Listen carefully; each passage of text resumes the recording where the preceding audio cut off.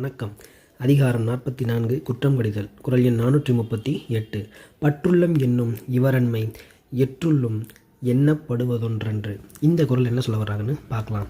பற்றுள்ளம் அப்படின்னா பொருள்களின் மீது பற்று தான் சொல்கிறாங்க. ஒரு பொருள் பற்று என்னும் என்கின்ற இவரன்மை அப்படின்னா கருமித்தனமானது அப்படின்றாங்க. கருமித்தனம்னா கஞ்சத்தனம். அந்த கஞ்சத்தனம் பண்ணுறவங்க பொருள் மீது பற்று கொண்டு அதனை செலவு செய்ய வேண்டிய இடத்தில் செலவு செய்யாமல் கருமித்தனமாக இருப்பவர்கள்.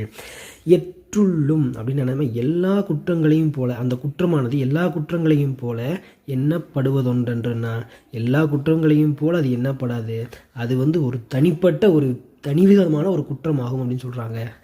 இதை தான் கிறிஸ்பா நம்ம என்ன புரிஞ்சுக்கலாம் அப்படின்னா, அதாவது ஒரு பொருள் மீது பற்று கொண்டு அந்த பொருளினை செலவு செய்ய வேண்டிய இடத்தில் செலவு செய்யாமல் கருமித்தனமாக இருப்பவர்கள் செய்யக்கூடியது ஒரு குற்றமாகும். அந்த குற்றமும் மற்ற குற்றங்களிலெல்லாம் அடங்காமல் இது ஒரு தனித்துவம் வாய்ந்த தனிமையான ஒரு குற்றமாக கருதப்படும்னு ரொம்ப அழகாக திருவள்ளுவர் அவங்க இந்த குறளில் சொல்லியிருக்காங்க. குறள் விளக்கம். பொருள் பற்று கொண்டு கருமித்தனம் செய்வது எல்லா குற்றங்களையும் போல அல்லாமல் அது ஒரு தனிவகை குற்றமாகும். நன்றி. நாளைக்கு அடுத்த குறளில் சந்திக்கலாம்.